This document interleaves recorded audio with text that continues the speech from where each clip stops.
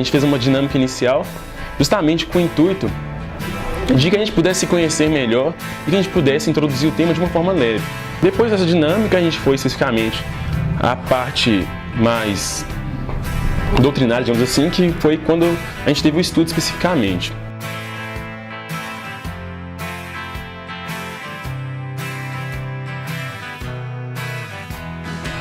Meu nome é Ronaldo Jung e hoje eu vim na condição de expositor para falar sobre o tema luxúria. Luxúria tem a ver com o abuso dos instintos, com o uso da materialidade, tem a ver com o materialismo, né? E principalmente com o egoísmo em relação ao sentimento. Na atualidade, nós estamos passando por uma época de transição e valores antigos têm vindo à tona com muita intensidade. E os jovens de hoje carecem de um direcionamento amoroso, seguro, para que possam estudar, para que possam trabalhar e para que possam amar de maneira inteligente e de maneira respeitosa. A energia sexual ela é fundamental porque é ela que nos move em termos de força para estudar, para trabalhar, para criar, para amar. E essa energia, quando ela é mal canalizada, ela se direciona de maneira muito ruim, de maneira que quem abusa dela acaba padecendo pela lei de causa e efeito. Eu acho que o maior indicativo de que a palestra teve muita adesão foi o número de perguntas que surgiu e também a profundidade das perguntas, que mostrava que as pessoas realmente estavam entendendo o tema. Como canalizar a energia sexual em outros tipos de energia? Em outras palavras, como deve se agir a pessoa para vencer aspectos egoístas, como o prazer obtido através da masturbação? Todas as vezes que eu vi tudo aquilo que eu li, nunca falou mal da masturbação, principalmente na fase da juventude.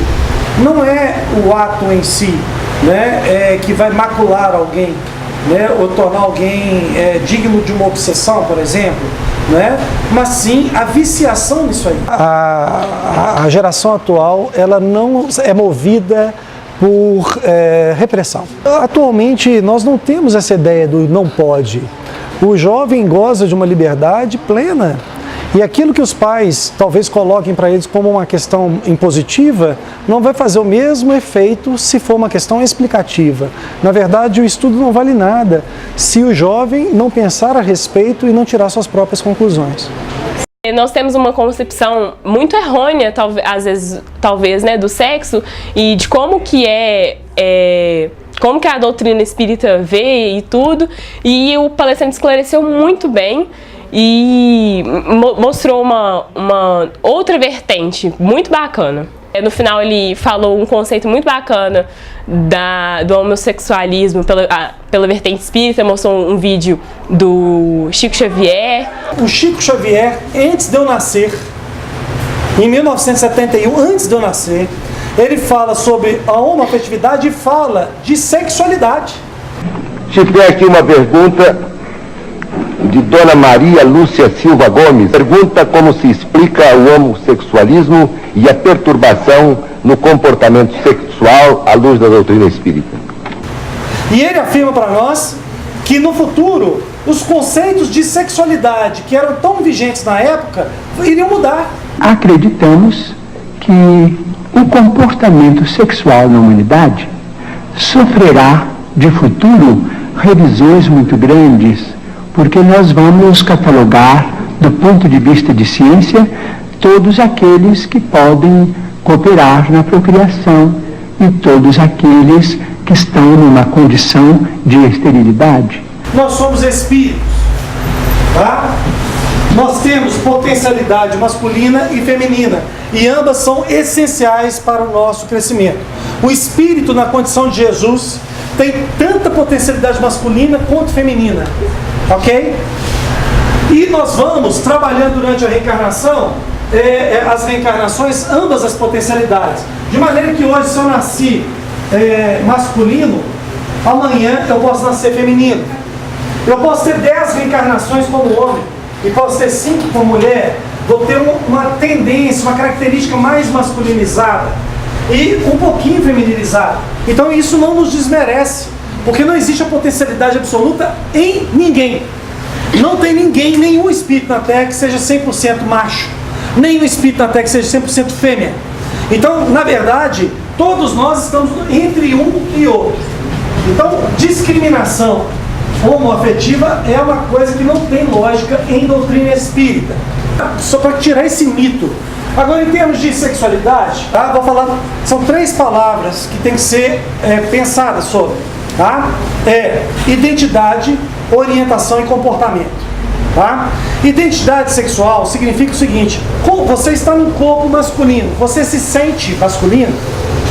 Porque se você está no corpo masculino e você se sente masculino, a sua identidade, né, está de acordo com o seu corpo. Mas nem sempre a identidade sexual está de acordo com o corpo.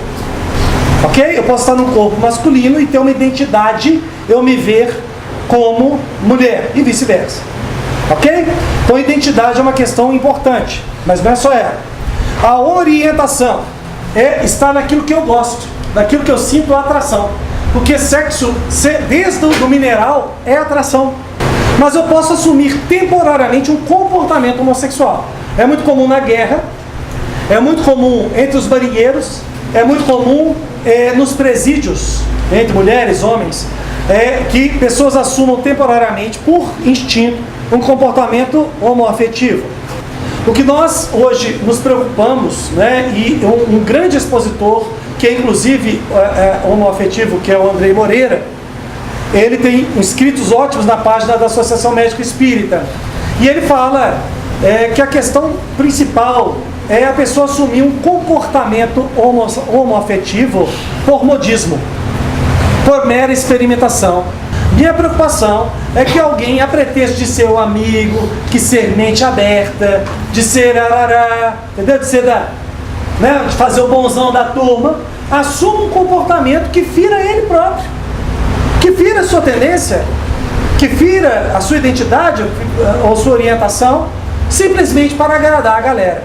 Acho que o mais legal do dia de hoje foi que é um tema que tem um tabu muito grande dentro da nossa religião, e o palestrante ele conseguiu tratar de maneira muito leve, sem pesar nenhum, e a gente conseguiu sanar várias dúvidas que a gente tinha por muito tempo, justamente por causa dessa maneira de tratar. A construção social do Brasil e do mineiro faz com que os tabus ainda existam, mesmo que de uma maneira velada. Hoje, muito menos do que antigamente, tem uma dificuldade ainda na construção da família, né?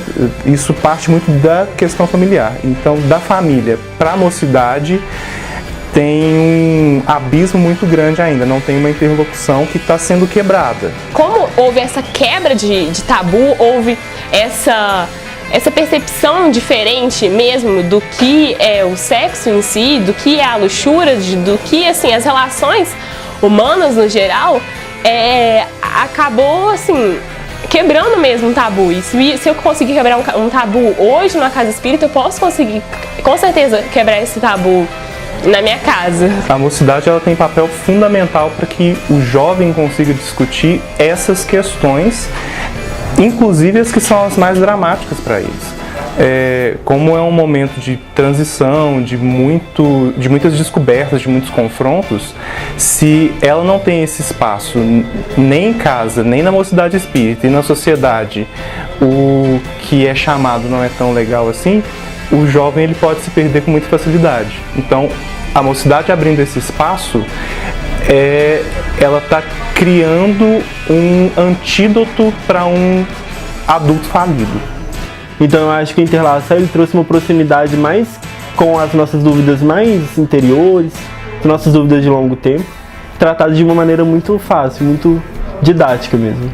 Eu agradeço de coração ao palestrante Ronaldo, que realmente fez um estudo excelente, a todos os membros que ajudaram a organizar e principalmente das pessoas que vieram e prestigiaram e puderam realmente se dedicar àquilo, viver aquele momento. Eu sou a Priscila e eu sou repórter por um dia hoje no Interlaçar. E fala um pouco sobre você. Meu nome é Luísa Almeida, eu tenho 15 anos, eu estou aqui no Casimiro e eu tô adorando o evento, muito legal. E eu acho muito legal ter esse tanto de mostrar de pra todo mundo se conhecer, eu acho que é bem dinâmico. É muito bom. Oi gente, meu nome é Jéssica, sou da Mocidade Espírita de Educação. E esse é o primeiro, né, Interlaçar que nós estamos fazendo. Há muito legal, tá muito animada pra estar aqui e tá sendo uma experiência ótima. Assim como conhecer outras pessoas, claro, acho que tem mais conhecimentos. Então tá muito bacana mesmo.